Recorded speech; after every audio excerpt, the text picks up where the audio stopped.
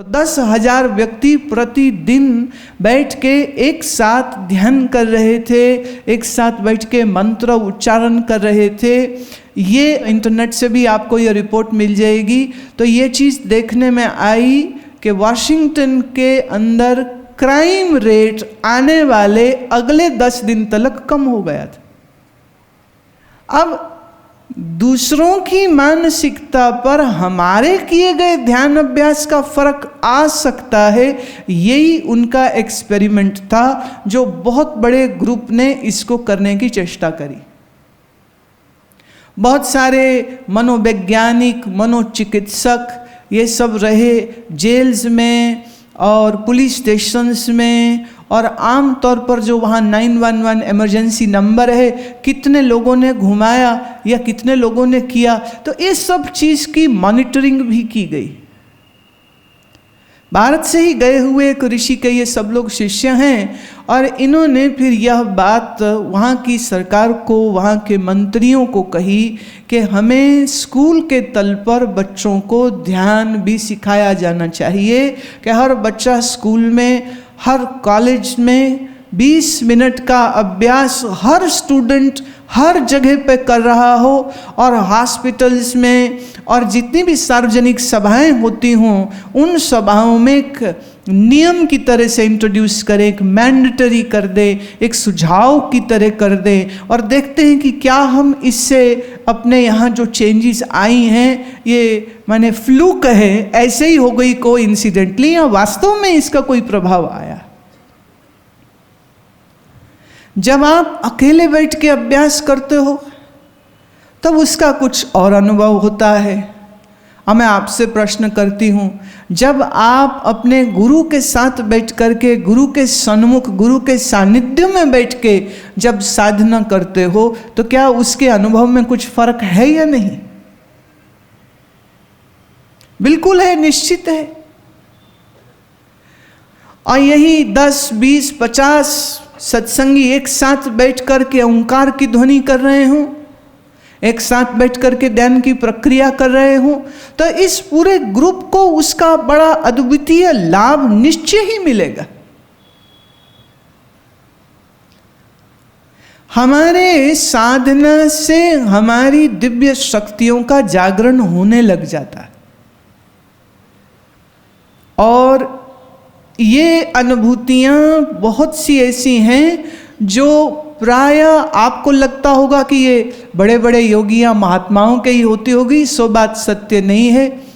ये बात बिल्कुल निश्चित रूप से मैं कह सकती हूँ, स्व अनुभव से यह मैं बात कह सकती हूँ, क्योंकि इसकी अनुभूति जब हम 15 वर्ष के थे उस समय पर कुछ घटनाएं ऐसी घटी जिसके बाद से हमको खुद को समझ लगी थी कि इस समय पर मन के अंदर जिस शक्ति का जागरण हुआ है, अब हम भूल से भी कुछ ऐसा नहीं सोच सकते हैं जो किसी के लिए भी हानिकारक हो, क्योंकि सोच पूरी हो रही है।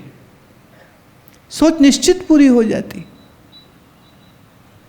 अगर आपकी सोच पूरी न होती हो तो जानना आपकी शक्ति अभी जागृत नहीं हुई, और इस शक्ति को जागृत करने के लिए ही हमारे ऋषियों ने 2 चीज़ों को बहुत जोर से कहा है। वो चीज़ मैं आज आप सबके सन्मुख रखती हूँ। अगर आप चाहते हैं कि आप मन चाह परिवर्तन अपने जीवन में लाएं, अगर आप चाहते हैं कि आपकी आंतरिक शक्ति जागे, और जो कमज़ोरी और डिप्रेशन आ जाता है, जो इन्फीरियरिटी कॉम्प्लेक्स, कमतरी का एहसास जो आ जाता है, हम कुछ कर नहीं सकते हैं, हम असहाय हैं, हम लाचार हैं, अगर ऐसी अनुभूति आपके चित्त में किसी वजह से भी आती है तो उसे निश्चित रूप से हम दूर कर सकते हैं। सिर्फ 2 कार्य करने की आवश्यकता है। एक, सुबह सूर्य उदय होने से 1 घंटा पहले जाग जाइए, स्नान करके ये अब मैंडेटरी है। पहले आसनों का अभ्यास आवश्यक है क्योंकि मांसपेशियां खुल जाती हैं, शरीर की फ्लेक्सिबिलिटी अच्छी हो जाती है, आपके जॉइंट्स और लिगामेंट्स जो हैं वो सपल एंड फ्लेक्सिबल होते हैं, तो बैठने में कष्ट नहीं होगा। और फिर आप आसन के बाद थोड़ा सा रिलैक्स करके शवासन में फिर आप बैठ जाइए, रीढ़ की हड्डी सीधी करिए, बहुत आवश्यक है। और आपका जो कंधे हैं वो बहुत सॉफ्ट रहें, बहुत अकड़े ना रहें, और शरीर में एक स्थिरता, एक पॉइज लेकर के आइए और अपने श्वसन को गहरा करिए, मन वृत्ति को एकाग्र करिए और पूरा ध्यान आप अपने, जिसे हम कहते हैं भ्रू मध्य, ये दोनों भवों के मध्य जो स्थान है, भ्रू माने आईब्रोज, मध्य माने सेंटर, भ्रू मध्य in between this mid eyebrow section, इस जगह पर आप अपने ध्यान को एकाग्र रखते हुए श्वसन करिए। गहरा श्वास भरें, गहरा श्वास छोड़ें। अब जा तो नाक से रहा है, बाहर नाक से आ रहा है, लेकिन उस समय पर भावना ये करिए कि यह श्वास जो है मेरे इसी भ्रू मध्य के द्वारा अंदर जा रहा है और यहीं से बाहर आ रहा है। To bring more focus and attention, आप चाहें तो चंदन का तिलक भ्रू मध्य के ऊपर कर लीजिए। ज्यों ज्यों चंदन सूखेगा, इसके आसपास की चमड़ी में थोड़ा अकड़ाहट आ जाएगी, तो यहाँ एकाग्रता रखनी सुविधाजनक और सहज हो जाएगी। तिलक धारण करने का मुख्य कारण यही था कि तिलक ध्यान करने का एक माध्यम है, एक मेथडोलॉजी है, एक सिस्टम है। आज लोग मंदिर जाते हैं तो ये भगवान का प्रसाद है इसलिए तिलक माथे पर लगवा के आ जाते हैं, पर वो ये नहीं जानते कि ये तिलक उनकी मनोबल, मनोशक्तियाँ, आत्मशक्ति, दिव्य शक्ति को जागृत करने का एक बाहरी साधन होता है। तो तिलक धारण किया, श्वसन गहरा किया और फिर इस श्वास दर श्वास में आप मंत्र अभ्यास करें। अब आप कहेंगे जी हम तो ये संप्रदाय के हैं, हमारे गुरुजी ने ये मंत्र दिया है। नो प्रॉब्लम, आप चाहें तो अपने गुरु मंत्र को करें, आप चाहें तो अपने संप्रदाय में जो भी आपको मंत्र मिला है आप बिना शक उसी मंत्र का अभ्यास करें। लेकिन जिसे मैं कहूँगी कि जनरलाइज्ड एक ऐसा मंत्र जिसका उपयोग हर धार्मिक आस्था रखने वाला सहजता से कर सकता है। हिंदू हैं तो भी, जैनी हैं तो भी, डजंट मैटर्स, बौद्ध है तो भी, और वह मंत्र है ओम। ओम की ध्वनि का उच्चारण बोल करके करें, धीमी आवाज में आप बोलिए, बोलिए और कानों से सुनिए और फिर धीरे धीरे मौन हो जाइए। फिर यह ध्वनि को अंतर मन में करिए।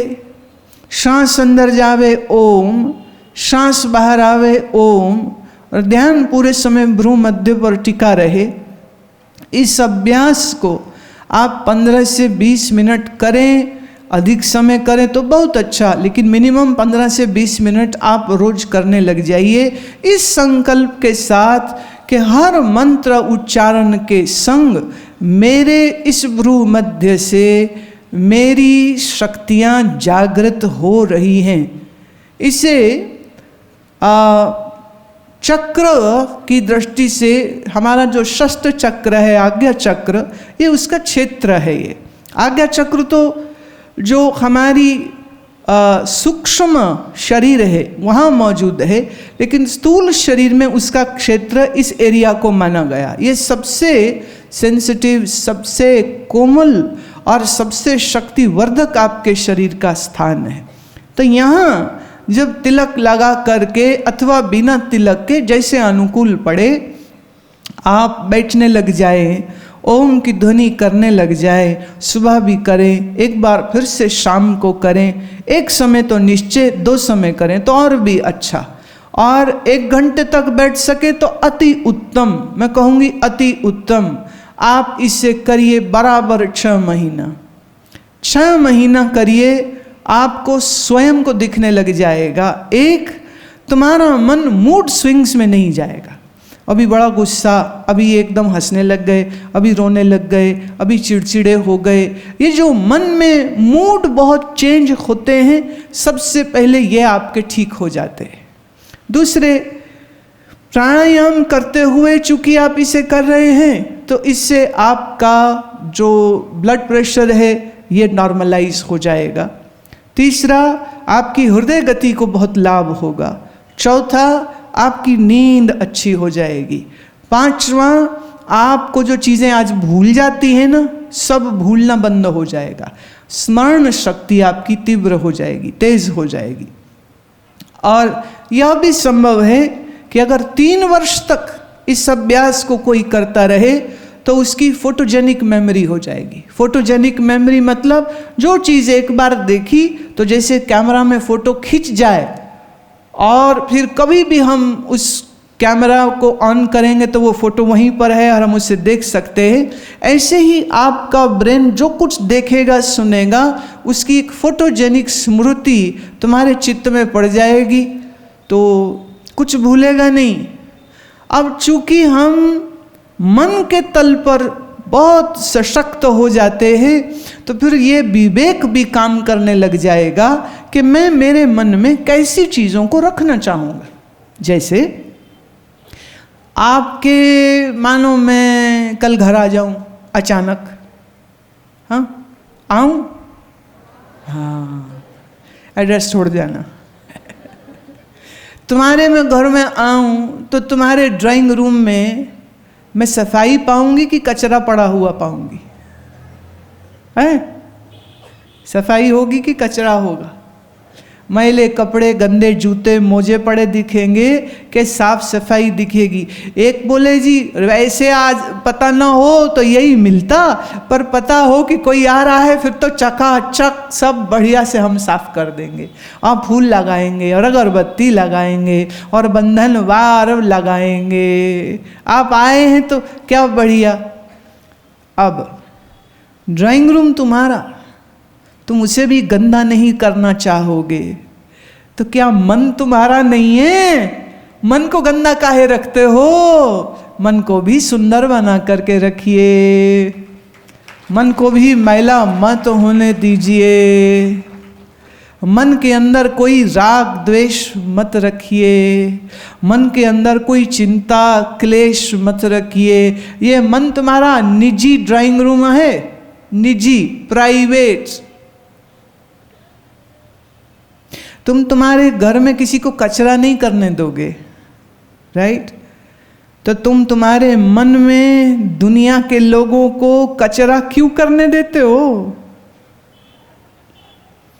इसकी गाली, उसकी गाली, इसकी बुराई, उसकी बुराई, इसने ये कहा, उसने वो कहा, दुनिया भर का कचरा तुम अपने मन में सजा के बैठ जाते हो।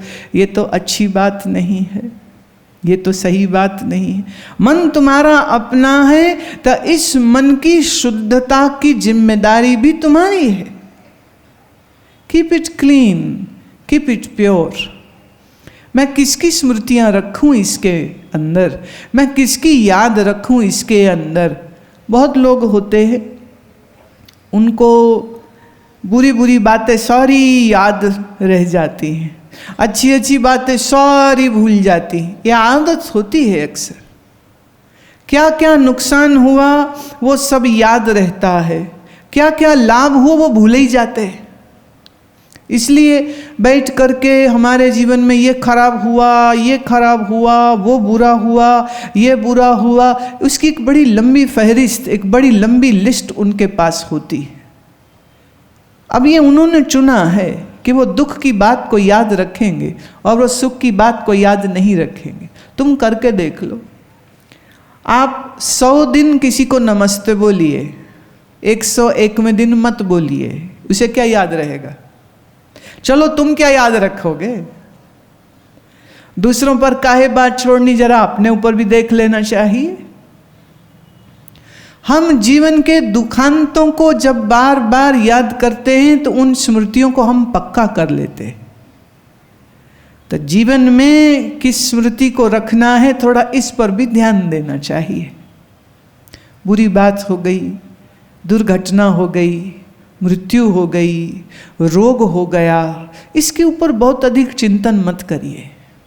तो मन की पृष्ठभूमि को हम जितना साफ रखेंगे, जितना शुद्ध रखेंगे व्यवहार के समय पर, तो जब हम अभ्यास में बैठेंगे तो मन जल्दी एकाग्र होगा। अभी क्या है, दिन भर इसने ये कहा, उसने ये कहा, इसने ये किया, उसने ये किया, अच्छा तेरे पास गाड़ी आ गई, ये चोरी की होगी, इसने पैसा कहीं से लूटा होगा, कहाँ से आ गई, मतलब बुरा सोचते हैं हम।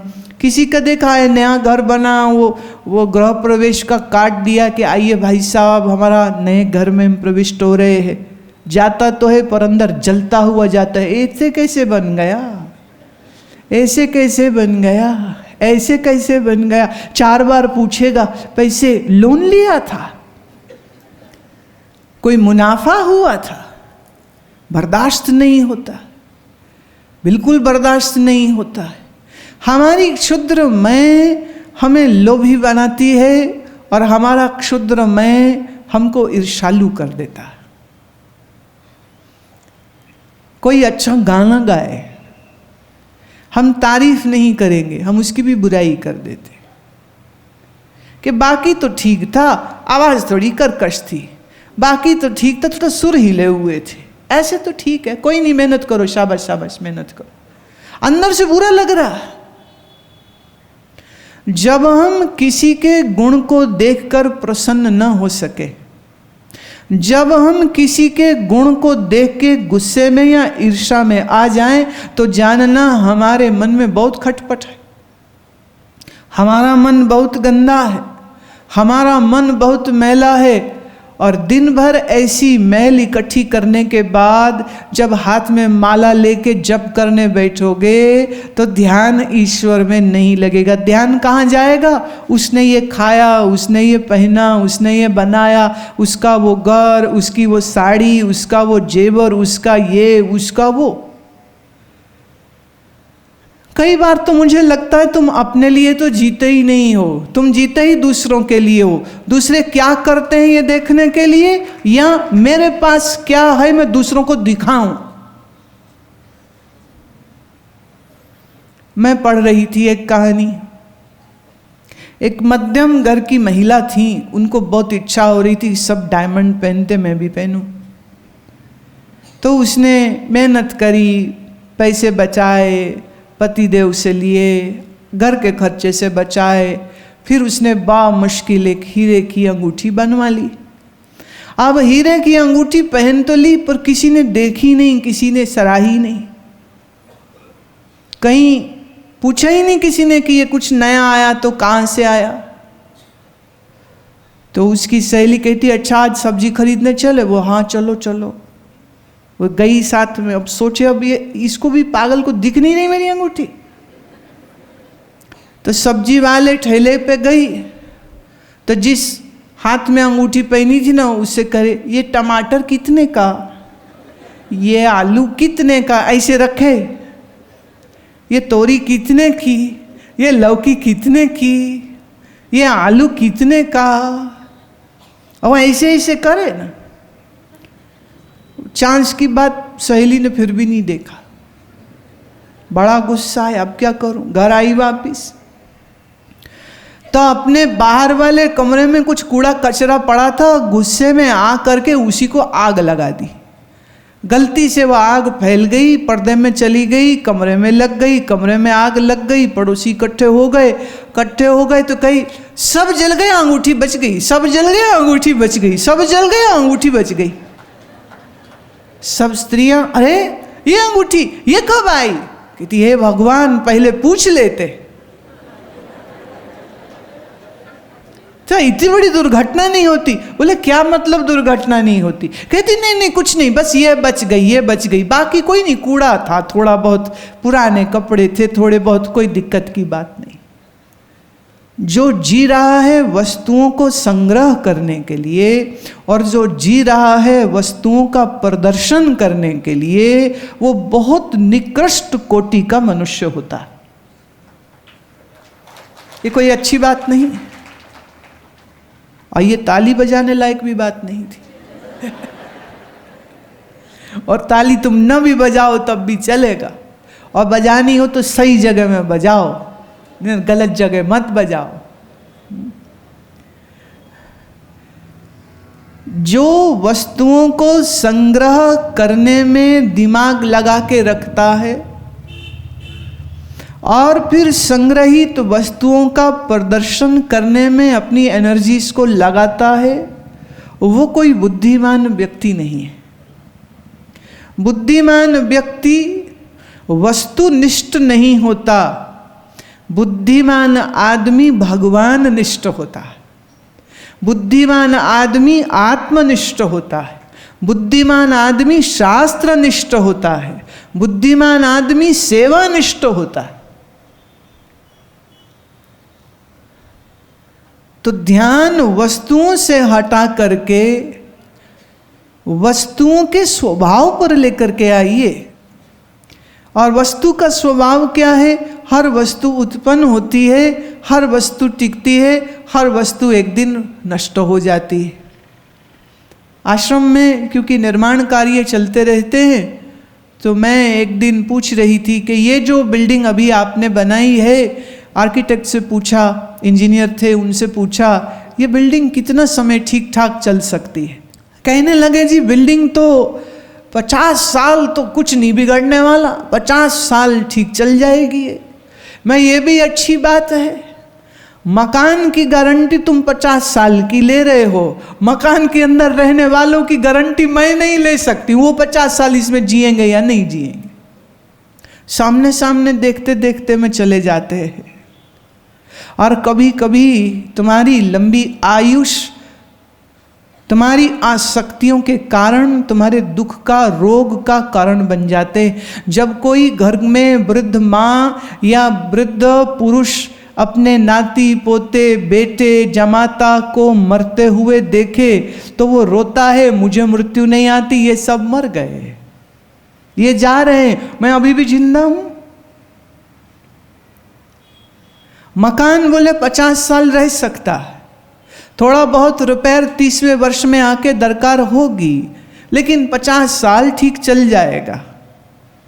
एक वो कुर्सी बनवा रहे थे, तो लकड़ी, जिसने लकड़ी वाला जो बंदा है वो मिस्त्री कहता है जी ये लकड़ी तो 100 साल खराब नहीं होगी, सागवान की लकड़ी है, ये कुर्सी 100 साल चलेगी। मैं क्या बात कर रहे हो 100 साल चलेगी, आदमी 50 साल चल जाए यही बड़ी बात है, तो कुर्सी की इतनी गारंटी। कह रहे जी हम जिंदा ना होंगे तो हमको कौन पकड़ेगा कि तूने कहा था 100 साल चलेगी। तो बोलने में क्या जाता है, लेकिन ये सच है। राजस्थान में, मध्य प्रदेश में, हमारे हिंदुस्तान के बहुत तकरीबन सब प्रदेशों में हमें कुछ मकान ऐसे मिलते हैं जो 100 वर्ष पुराने हैं, हवेलियाँ मिलती हैं जो 200 वर्ष पुरानी, महल मिलते हैं जो 300 वर्ष पुराने हैं। अच्छा, महल खड़े हैं, हवेलियाँ खड़ी हैं, उनके अंदर रहने वाले वो गए। तो चिंता मकान की करनी चाहिए कि मकान के अंदर जो रहता है उसकी करनी चाहिए? बोलो। तो फिर आप मकान की चिंता काहे करते हो? धन आने जाने वाली चीज है, तुम उसकी चिंता करते हो, जिसकी नहीं करनी चाहिए उसकी करते हो। तो नामदेव जी क्या कहते हैं, एकल चिंता राख अनंता। चिंता ही करनी है तो ऐ जीव ये कर के तू उस अनंत का सुमिरन करता रह सके।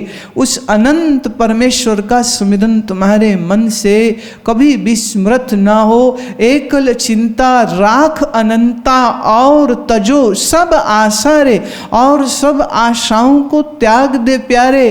करना है तो बस सिर्फ इतना ही काम करके तेरे चित्त में उसका सुमिरन चलता रहे, जो हर मन का आधार है। सबे घट राम बोले, रामा बोले, राम बिना को बोले रे। कौन बोलता है?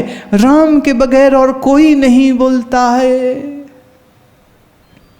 हम बचपन में जब ये वाला भजन जब सुनते थे तो हमारे जो महात्मा जिनके मुख से हमने ये सुना तो वो कहते थे, अब लाइन तो है, सबे घट राम बोले रामा बोले राम बिना को बोले रे, तो वो फिर इसमें जोड़ देते थे, बोले सबे घट राम देखे रामा देखे राम बिना कौन देखे रे, सबे घट राम चलता रामऊ चलता राम बिना कऊ चलता रे, सबे घट राम सुनता रामऊ सुनता राम बिना कौन सुनता रे।